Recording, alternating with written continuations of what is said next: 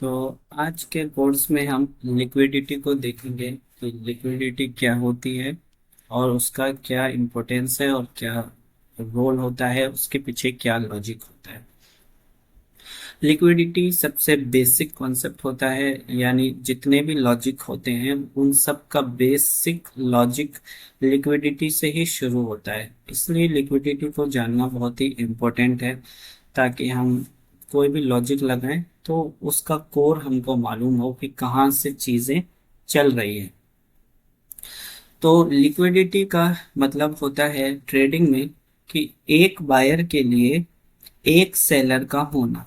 यानी अगर आपको एक कार बेचनी है तो कोई एक कार को खरीदने वाला होना चाहिए, तभी आप कार को बेच पाएंगे, तभी डील पूरी हो पाएगी, तभी ट्रांजैक्शन हो पाएगा। अगर आपके पास एक कार है लेकिन कोई खरीदने वाला ही नहीं है तो क्या आप कार को बेच पाएंगे? नहीं बेच पाएंगे, तो वो आपकी डील पूरी नहीं हो पाएगी। तो नॉर्मल मार्केट में क्या होता है कि एक क्वांटिटी किसी को खरीदनी है, एक किसी को बेचनी है, तो ये आराम से हो जाता है। किसी भी ब्रोकर ऐप पर ब्रोकर आपको मैनेज करवा देता है। तो ये है नॉर्मल केस या फिर रिटेलर का केस कि रिटेलर को 10 क्वांटिटी चाहिए और कोई दूसरा रिटेलर है जो उसी वक्त 10 क्वांटिटी को बेचना चाहता है, तो दोनों को अपनी अपने हिसाब से क्वांटिटी मिल जाती है। किसी को सेल मिल जाती है, किसी को बाय मिल जाती है। तो ये हो गया लिक्विडिटी। इस तरह से मार्केट चलता है। लेकिन अब प्रॉब्लम कहाँ आती है? प्रॉब्लम तब आती है जब ऑपरेटर्स मार्केट में एंट्री करते हैं। अब ऑपरेटर्स के लिए सबसे बड़ी प्रॉब्लम क्या होती है कि उनको एक क्वांटिटी, दो क्वांटिटी, 10, 50, 100 क्वांटिटी तो चाहिए नहीं होती है। उनको क्वांटिटी चाहिए होती है लाखों में, करोड़ों में। मान लीजिए कि 1 करोड़ क्वांटिटी बाय की किसी ऑपरेटर को चाहिए, बाय की चाहिए। तो अब ये बाय की 1 करोड़ क्वांटिटी इसको कहाँ से मिलेगी? कोई देने वाला होगा। 1 करोड़ सेलर की क्वांटिटी इधर होगी, तभी तो वो खरीद पाएगा। कोई देने वाला भी तो होना चाहिए। लेकिन ये तो इसको तो चाहिए। अब दूसरी साइड में है रिटेलर्स, और रिटेलर्स के पास इतनी पावर नहीं है कि वो दे पाए। तो अब क्या होगा? अब ऑपरेटर को उसके मन के मुताबिक क्वांटिटी नहीं मिल पाएगी। तो फिर मार्केट क्या करता है? अब जो सारा खेल होता है वो इसलिए होता है कि मार्केट क्या करेगा, जान करके ऐसे सेटअप्स बनाएगा, ऐसे ट्रैप्स बनाएगा ताकि वो रिटेलर्स को एंट्री करवाए। रिटेलर्स के लिए वो ब्रेकआउट देगा, ब्रेकआउट पे एंट्री करवाए। जैसे ही ब्रेकआउट पे बड़ी तादाद में रिटेल सेलर्स, अगर एक एंट्री करेगा तब तो ज्यादा फर्क नहीं पड़ेगा, लेकिन अगर लाखों रिटेलर ब्रेकआउट देखकर एंट्री करेंगे तो इनकी लिक्विडिटी यहाँ तक पहुंच जाएगी और इसको फिर 1 करोड़ क्वांटिटी लेने में आसानी होगी, उसको अवेलेबल हो जाएगा। तो ये है लिक्विडिटी का पूरा खेल कि ऑपरेटर्स को चाहिए, क्या चाहिए? ऑपरेटर्स का सिर्फ एक ही मसला है, एक ही चीज उसको चाहिए रिटेलर से या मार्केट से कि भाई मैं लेना चाहता हूं 1 लाख क्वांटिटी और मुझे चाहिए। अब देने वाला भी तो कोई हो। अब कोई भी मार्केट में नुकसान करने के लिए तो नहीं आता है, ना रिटेलर्स आता है, ना सेलर्स आता है, ना बायर आता है, ना ऑपरेटर आता है। सब कमाने ही आते हैं। तो अब रिटेलर्स क्यों अपना नुकसान चाहेंगे? है ना? तो इसलिए मार्केट को क्या है, ट्रैप्स बनाने पड़ते हैं, फेक ब्रेकआउट्स देने पड़ते हैं, ब्रेकआउट देने पड़ते हैं, एम पैटर्न बनाना पड़ता है, डब्ल्यू पैटर्न बनाना पड़ता है। यानी जो कुछ करना पड़ता है मार्केट अपनी तरफ से करता है, किस मकसद के लिए? लिक्विडिटी के मकसद के लिए, ताकि मार्केट में अपोजिट साइड वालों की लिक्विडिटी आ जाए। और फिर जो ऑपरेटर है वो क्या करेंगे, अपनी क्वांटिटी को खरीद लेंगे। तो जैसे ही किसी का ब्रेकआउट होता है, इस तरह से ब्रेकआउट हुआ, तो क्या होगा? आपने बहुत ही मिसाल सुनी होगी कि कहीं पर भी आ, ऐसा हो जाता है ना कि कहीं अफवाह फैल जाती है किसी भी चीज को लेके, तो लोग उस चीज को बेचना शुरू कर देते हैं। कोई भी महंगी चीज, अगर सोने के प्रति अभी अफवाह फैल जाए कि सोना तो गिरने वाला है, अगर न्यूज व्यूज में ये अफवाह फैल जाए, तो सारे लोग सोना बेचना शुरू कर देंगे। क्यों? क्योंकि आज उनको सोना महंगा मिलेगा और कल सस्ता मिलेगा, तो उनका फायदा हो जाएगा। तो इस अफवाह में क्या है, वो लोग बह जाएंगे और उनकी साइकोलॉजी ये कहेगी कि यहाँ पर बेच देना चाहिए।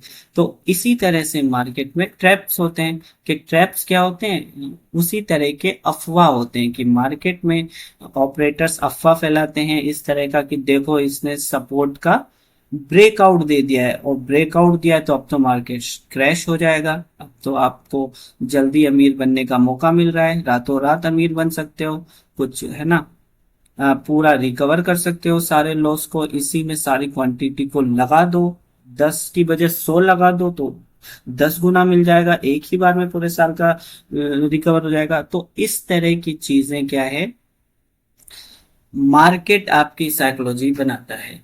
हमको क्या लगता है कि हम डिसीजन ले रहे हैं, लेकिन असल में हम डिसीजन नहीं ले रहे होते हैं, मार्केट हमसे डिसीजन बना रहा होता है। आखिर हम क्यों ब्रेकआउट के बाद रेड कैंडल को देखकर सेल का ट्रेड लेते हैं, बाय का क्यों नहीं ले लेते? है ना? तो अगर हम खुद की मर्जी से ले, कि हम अपने डिसीजन से लेते हैं, तो हम ब्रेकआउट पर बाय का भी तो ट्रेड ले सकते हैं, बाय का क्यों नहीं लेते हैं, सेल का ही क्यों लेते हैं? क्योंकि हमको लगता है भाई थोड़ा बहुत भी नीचे जाएगा और मेरा अच्छा खासा प्रॉफिट बन जाएगा। तो मार्केट खुद ये हमको दिखाता है कि देखो तुम लोग एंट्री कर लो, यहाँ पर तुम्हारा अच्छा खासा प्रॉफिट बनाने का चांस है। तो ये है लिक्विडिटी। इस तरह से लिक्विडिटी का रोल होता है कि ऑपरेटर्स को चाहिए बड़ी क्वांटिटी, और वो तभी आएगी।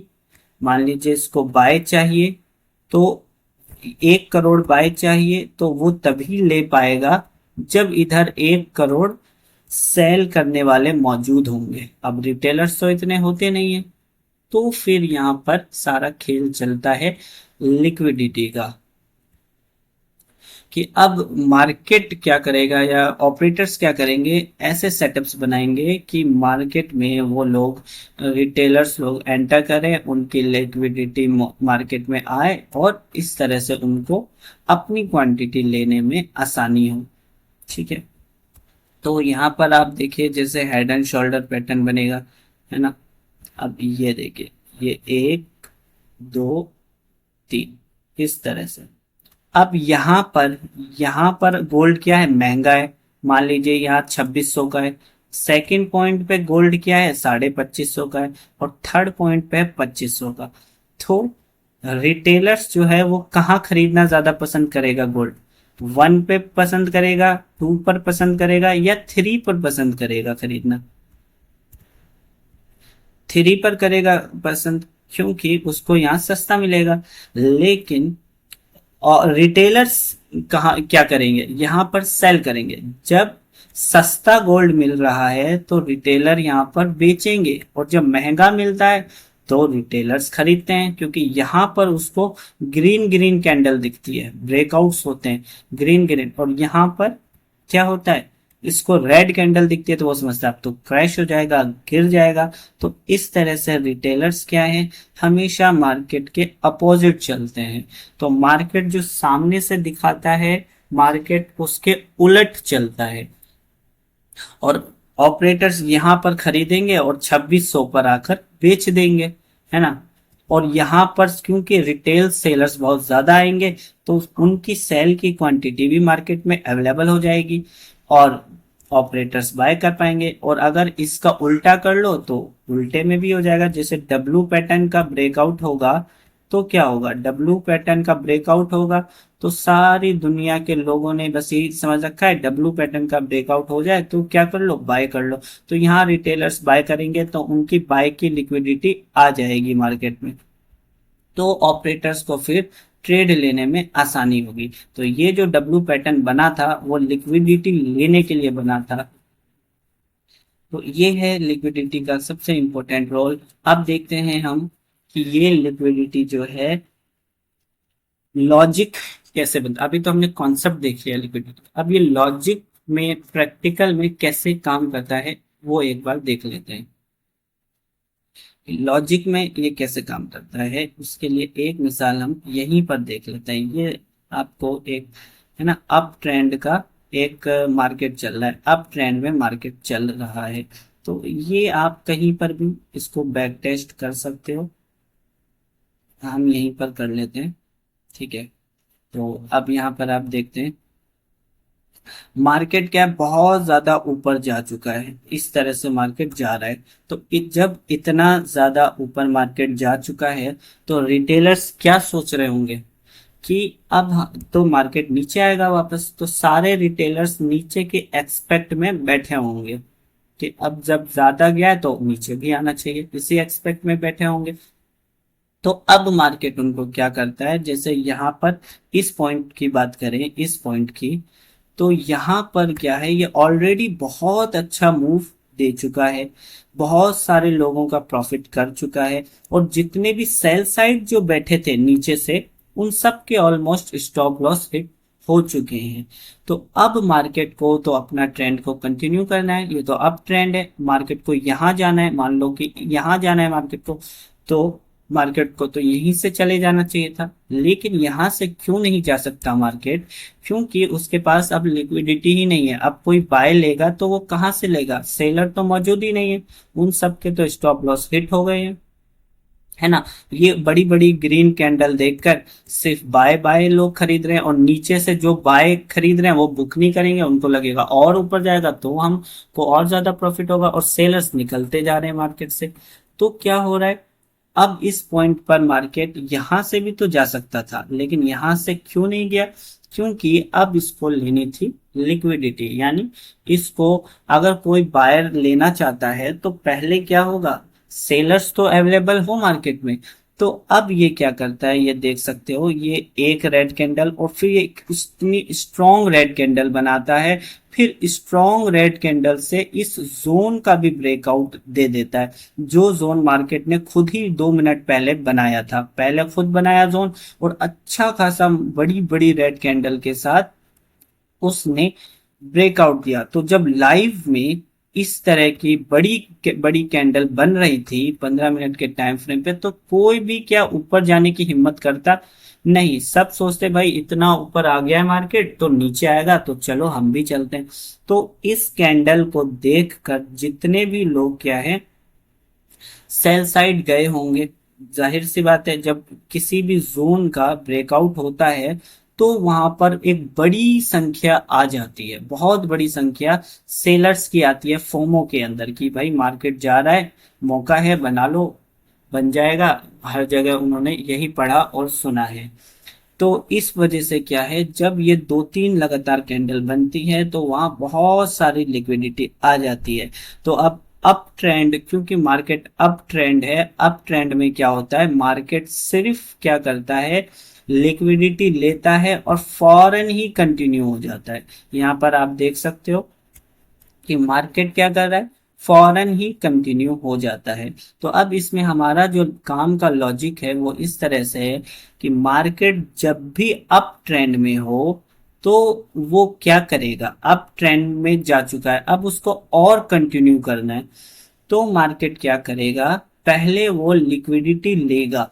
किसकी लेगा, सेलर्स को बुलाएगा, यानी सेलर्स को बुलाएगा कि भाई आओ अब मैं इतना ऊपर आ चुका हूं, तो तुम अब इस एक्सपेक्टेशन में कि नीचे आऊंगा तो तुम्हारा बहुत फायदा हो जाएगा, रातों रात तुम अमीर बन जाओगे।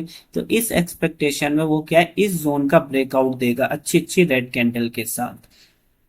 तो आपको ये समझ जाना चाहिए, अगर इतने क्लियरिटी के साथ अप ट्रेंड में नीचे का ब्रेकआउट दे रहा है, नीचे सेलर्स को इनवाइट कर रहा है, तो आपको समझ जाना चाहिए कि ये असल में लिक्विडिटी का क्या है, मूव है। आपको अप ट्रेंड में कभी भी ब्रेकआउट के बाद, सपोर्ट ब्रेकआउट के बाद ट्रेड नहीं लेना है, भूल से भी नहीं लेना है, चाहे आपको कितना ही प्रॉफिट का मार्केट बता रहा हो कि भाई ले लो, इतना प्रॉफिट हो जाएगा, ये हो जाएगा, वो हो जाएगा। आपको मार्केट से दूर रहना है कि ये मेरा सेटअप नहीं है, ये लिक्विडिटी होते हैं। अप ट्रेंड की बात हो रही है, तो अप ट्रेंड में आप कभी भी सपोर्ट ब्रेक पर एंट्री नहीं लोगे, ना ही एम पैटर्न के ब्रेकआउट पे। जैसे यहां पर है ना, इस तरह का ये एक एम पैटर्न है, एम पैटर्न का ब्रेकआउट हुआ, तो इस तरह से अप ट्रेंड में आपको कभी भी एम पैटर्न के ब्रेकआउट पे एंट्री नहीं लेनी है, एम पैटर्न के ब्रेकआउट पे एंट्री कभी भी नहीं लेनी है। इसी तरह से आपको हेड एंड शोल्डर, इस तरह का हेड एंड शोल्डर पैटर्न पर भी आपको क्या है, एंट्री नहीं लेनी है अप ट्रेंड में। क्योंकि आपको ये सवाल करना चाहिए कि मार्केट अप ट्रेंड है तो फिर वो इतना क्लियरिटी के साथ सेलर्स को क्यों बुला रहा है, इतना क्लियरिटी के साथ ब्रेकआउट क्यों दे रहा है, जबकि सारे लोग इसी एक्सपेक्टेशन में तो बैठे हुए हैं कि मार्केट 100 पॉइंट जा चुका है तो अब तो आएगा ही आएगा, एक रिट्रेसमेंट तो करेगा, ये मार्केट का स्ट्रक्चर है, ये मार्केट का नेचर है, तो उसके नेचर के मुताबिक करना भी चाहिए, तभी तो वो आगे जा पाएगा।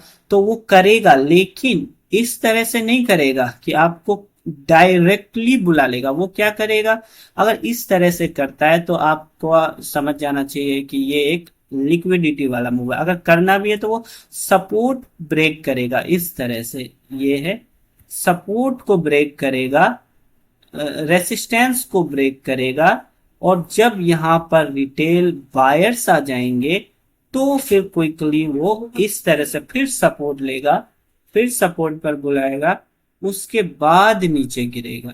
ये तरीका होगा, यानी बायर्स को बुला बुला के फिर नीचे आएगा, तो उसका सही तरीका होता है नीचे आने का। जैसे कि मार्केट ये करेगा इस तरह से, ये ब्रेकआउट दे देगा, ब्रेकआउट दिया, ऊपर का ब्रेकआउट दिया तो कौन आएगा, बायर्स। तो अब आपको समझ जाना है कि यहां मार्केट ने बायर्स को बुलाया, क्योंकि ब्रेकआउट किसका साइन है, बायर्स का। तो अब मार्केट दोबारा सपोर्ट पे आएगा, सपोर्ट फिर किसका साइन है, बायर्स का। सपोर्ट ऊपर देना जिसे बताएगा, फिर होल्ड करेगा, इस तरह से मार्केट नीचे आता है बायर्स को बुला बुला के। लेकिन ट्रेंडिंग मार्केट में अगर डायरेक्टली इस तरह से सेलर्स को बुला रहा है तो आपको यहां पर सेल साइड तो एंट्री नहीं लेनी है कि आपको अप ट्रेंड है, अप ट्रेंड में वो इतना क्लियरली ब्रेकआउट क्यों दे रहा है, ये सवाल पूछना है। हाँ, आप अपोजिट का ट्रेड ले सकते हो। अगर आपको नीचे का मूव लेना भी है ये वाला, तो आपको क्या है, ये देखना चाहिए कि मार्केट ने इस तरह के ब्रेकआउट देगा, ये ब्रेकआउट दिया। अब आपको मालूम है ब्रेकआउट पे कौन आते हैं, रिटेलर्स आते हैं। तो ऑपरेटर्स तो मार्केट को ऊपर ही ले जाना चाहते हैं, लेकिन ऑपरेटर्स ये नहीं चाहते हैं कि वो अपनी बड़ी क्वांटिटी क्या है इन रिटेल बायर्स के साथ बांटे। तो अगर बांटेंगे तो फिर फायदा क्या हुआ इतना सब खेल करने का, इतना सब ट्रैप बनाने का। तो वो ऑपरेटर्स क्या करेंगे, पहले उनको निकालेंगे, भाई तुम निकलो यहाँ से, इतनी मेहनत ऑपरेटर्स कर रहे हैं, इतना रिस्क ले रहे हैं बड़े पैसों का, और रिटेलर्स आसानी से कमा लेते हैं। तो ऐसा नहीं होता है, वो उनको निकालेंगे, डिमोटिवेट करेंगे। तो ये चीज आपको दिखेगी जैसे ही ब्रेकआउट हुआ, तो अब आप समझ सकते हो ब्रेकआउट पर तो रिटेलर्स आएंगे तो मार्केट उनको निकालेगा, ऑपरेटर्स निकालेगा। तो वो यहीं पर थोड़ा एक दो कैंडल बनाने लग जाएगा वीकनेस की, तो आप ये वाले मूव को, नीचे वाले मूव को कैप्चर कर सकते हैं। अगर नीचे का इसी तरह ऊपर का भी करना है तो ऊपर एक दो पॉइंट इस तरह से, ये देखिए, ये एक ब्रेकआउट दिया, ये दूसरा ब्रेकआउट दिया, ये तीसरा ब्रेकआउट दिया, तीन तीन ब्रेकआउट दे रहा है कंटिन्यू, वो भी अप ट्रेंड में। तो ये तीन तीन ब्रेकआउट देखकर कौन आएगा, सारे रिटेल बायर्स आ जाएंगे। बहुत सारे बायर्स यहीं पर क्या है, झूल जाएंगे, सब अपना अपना क्वांटिटी लगा लेंगे पूरी तरीके से, अरे अप ट्रेंड है और मुझे तो अच्छा मिल गया है, मार्केट तो जा भी रहा है, तो फिर क्या होगा आप देख सकते हैं कि ऑपरेटर्स बोलेंगे भाई अगर तुम्हारे लिए ये सब थोड़ी कर रहे हैं हम, तो इस तरह से ऑपरेटर्स पहले उनको निकाल देगा, भाई तुम निकलो यहाँ से, उसके बाद फिर मार्केट अप ट्रेंड में चला जाता है। तो आपकी एंट्री यहां पर बनेगी नीचे के लिए, टॉप पर बनेगी नीचे के लिए, टॉप पर बनेगी नीचे के लिए, और बॉटम पर बनेगी ऊपर के लिए। रिटेलर्स क्या गलती करते हैं, क्योंकि उनको लिक्विडिटी का मालूम नहीं है या फिर उनको इतने स्ट्रांग लॉजिक मालूम नहीं है, तो वो इसका उल्टा करेंगे। जैसे ही ब्रेकआउट होगा और ग्रीन कैंडल बनेगी, तो ग्रीन कैंडल को देखकर, ब्रेकआउट की कैंडल को देखकर, ये नॉर्मल साइकोलॉजी होती है कि यहाँ पर बाइंग आती ही आती है, कोई भी रिटेलर खुद को रोक नहीं पाता है। एक्सपीरियंस रिटेलर भी खुद को रोक नहीं पाता है, वो भी देखता है चलो यार निकल जाएगा तो हमारा भी बन जाएगा। तो यहाँ पर जब भी आएगा तो आपको, ब्रेकआउट पर तो हमारा ट्रेड होता ही नहीं है कभी भी, ये तो लॉजिक के ही खिलाफ है, क्योंकि जहां रिटेलर्स आते हैं वहां हमको एंट्री करनी ही नहीं है। क्यों नहीं करनी है, क्योंकि क्या मार्केट को रिटेलर्स चलाते हैं, क्या मार्केट को रिटेलर्स मूव करवा पाते हैं, क्या रिटेलर्स में इतनी पावर होती है कि वो मार्केट को अप डाउन करवा सके? नहीं। तो जब उनमें ताकत ही नहीं होती है, वो चलाते नहीं, तो हम उनके साथ क्यों बैठे, हम ऑपरेटर्स के साथ क्यों ना बैठे? तो हमको ऑपरेटर्स के साथ बैठने के लिए ये मालूम करना पड़ेगा कि ऑपरेटर्स कहाँ बैठते हैं, उसके लिए हमको बिहेवियर पढ़ना पड़ेगा और लिक्विडिटी के लॉजिक को पढ़ना पड़ेगा। तो ऑपरेटर्स कभी भी ब्रेकआउट पर नहीं आएगा, ये ब्रेकआउट निकालेगा। अब यहां पर ऑपरेटर्स आएंगे, क्यों आ जाएंगे, क्योंकि अब इनके स्टॉप लॉस हिट होंगे और ये नीचे का मूव देख के यहां पर नए वाले जो हैं, नए फ्रेश रिटेलर्स अपनी एंट्री करेंगे सेल साइड की। तो जब वो सेल साइड की करेंगे तो क्या होगा, जब सेल साइड की करेंगे तो यहाँ लिक्विडिटी आ जाएगी, सेल साइड की भी लिक्विडिटी आ जाएगी, प्लस इनके स्टॉप, ऊपर वालों के स्टॉप लॉस हिट होंगे तो वो लोग भी निकल जाएंगे, और वो लोग भी रिएक्शन में क्या है, ट्रेड ले लेंगे, चलो चलो मैं पिछले ट्रेड का रिकवर कर लूंगा इसी में, तो वो भी अंधाधुंध क्या है, ट्रेड ले लेंगे। तो इस तरह से क्या है, ऑपरेटर को यहाँ पर लिक्विडिटी भी मिल जाएगी, यानी उनको अपने मन मानी क्वांटिटी भी खरीदने को मिल जाएगी, क्योंकि रेड कैंडल्स को, इस तरह की रेड कैंडल्स को देखकर क्या होगा, रिटेलर सेल करेंगे, तो सेल करेंगे तो सेल की क्वांटिटी आ जाएगी, तो बाय, ऑपरेटर्स को बाय लेने में आसानी होगी। प्लस जो ऊपर चले गए थे इस ब्रेकआउट को देख के, उनके स्टॉप लॉस हिट होंगे तो वो भी नीचे आ जाएंगे। तो इस तरह से लिक्विडिटी लॉजिक काम करता है प्रैक्टिकली। तो अप ट्रेंड में कभी भी आपको, है ना, डायरेक्टली ब्रेकआउट या फिर एम पैटर्न का ब्रेकआउट या फिर हेड एंड शोल्डर का ब्रेकआउट या फिर राइजिंग वेज का ब्रेकआउट पर आपको नीचे का ट्रेड नहीं लेना होता है। नीचे का ट्रेड तभी लेंगे जब ब्रेकआउट के बाद वीकनेस शो होगी या फिर सपोर्ट पर बहुत ज्यादा हॉल्ट करेगा। इन दो ही सेटअप पर आपको नीचे का लेना है, ब्रेकआउट के बाद हॉल्ट करेगा इस तरह से, या फिर ब्रेकआउट के बाद वापस से सपोर्ट पे आएगा और हॉल्ट करेगा, तो हो सकता है एक लिक्विडिटी वाला मूव करे और फिर इस तरह से जाए। अप ट्रेंड की बात हो रही है। अप ट्रेंड में वैसे तो नीचे का ट्रेड देखना ही नहीं चाहिए, लेकिन फिर भी और खाली बैठने से अच्छा मौका मिल रहा होता है तो ले लेते हैं। तो लेना भी कैसे, टॉप पर लेना है इस तरह से, बॉटम पर नहीं लेना है। और इसका उल्टा हो जाएगा आपका डाउन ट्रेंड में। डाउन ट्रेंड में मार्केट क्या करेगा, डाउन ट्रेंड में इसका अपोजिट करेगा। जैसे कि मार्केट डाउन ट्रेंड है इस तरह से, तो अब क्या है, अब वो डब्लू पैटर्न बनाएगा, इस तरह का डब्लू आप देखेंगे डाउन ट्रेंड में, इस तरह के डब्लू पैटर्न बनाएगा, उसका ब्रेकआउट देगा, है ना। तो इस तरह का ब्रेकआउट पे आपको डाउन ट्रेंड में अप के ट्रेड नहीं लेने हैं कभी भी। टॉप पर आपको अप ट्रेंड नहीं लेना है, अप का ट्रेड नहीं लेना है डाउन ट्रेंड में, क्योंकि फिर मार्केट डाउन इस तरह से चला जाता है। तो ये जो प्रोसेस होती है, ये खेल होता है, लिक्विडिटी का खेल होता है। तो ये होता है पूरा लिक्विडिटी का कॉन्सेप्ट। इस तरह से मार्केट में लिक्विडिटी चलती है। जितने भी सेटअप्स होते हैं, जितने भी लॉजिक्स होते हैं, उन सब में लिक्विडिटी का बहुत ही इम्पोर्टेंट रोल होता है। इसके बिना कोई भी लॉजिक पूरा नहीं होता है, कोई भी सेटअप पूरा नहीं होता है। तो ये चीज अगर आप समझोगे, मार्केट के बिहेवियर से, मार्केट के स्ट्रक्चर से, क्या अब मार्केट में किसकी लिक्विडिटी है, किसकी लिक्विडिटी नहीं है, तो क्या है, आपके ट्रेड लेने में बहुत ज्यादा फर्क आ जाएगा। पहले आप जो ट्रेड लेते होंगे बिना लिक्विडिटी को देखे लेते होंगे, लेकिन जब आप लिक्विडिटी को भी देखना शुरू कर देंगे, कि जैसे आप देखोगे कि मार्केट क्या कर रहा है, यहाँ पर हॉल्ट कर रहा है, हॉल्ट कर रहा है। अब आप देखोगे कि भाई क्या मार्केट लिक्विडिटी लेके आया है सेलर्स की, तो आपको पता चलेगा नहीं, मार्केट तो ऐसा है। तो जब लिक्विडिटी लिया ही नहीं है, तो कितना ही ऊपर चला जाएगा, नहीं जाएगा, वो फेक ब्रेकआउट करके नीचे आ जाएगा। तो पहले लिक्विडिटी देगा और फिर ऊपर जाएगा। तो इस तरह से आपको चार्ट को खुद से ही पढ़ना सीखना आने लगेगा आपको, अगर लिक्विडिटी का कॉन्सेप्ट को आप जानते हैं तो। कि भाई अगर मार्केट को ऊपर जाना है तो लिक्विडिटी लेगा तभी तो ऊपर जाएगा, किसी के स्टॉप लॉस हिट करेगा तभी तो ऊपर जाएगा। अगर स्टॉप लॉस ही अवेलेबल नहीं होंगे तो कितना ही ऊपर चला जाएगा, नहीं जा पाएगा। इसलिए क्या है, मारे आपको, अगर आप अप का ट्रेड लेना चाहते हैं, जैसे कि आपका सेटअप बन गया, इनवाइट सेटअप भी बन गया, जैसे यहाँ मार्केट होल्ड कर रहा है, होल्ड कर रहा है, होल्ड कर रहा है, और आपको लगता है कि अब मार्केट ऊपर जाएगा, लेकिन उससे पहले आपको देखना पड़ेगा क्या मार्केट ने यहाँ कोई लिक्विडिटी ली, क्या कोई लोअर लो बनाया इस तरह का, कि लोअर लो पर बहुत लोग क्या है, सेल जाते हैं।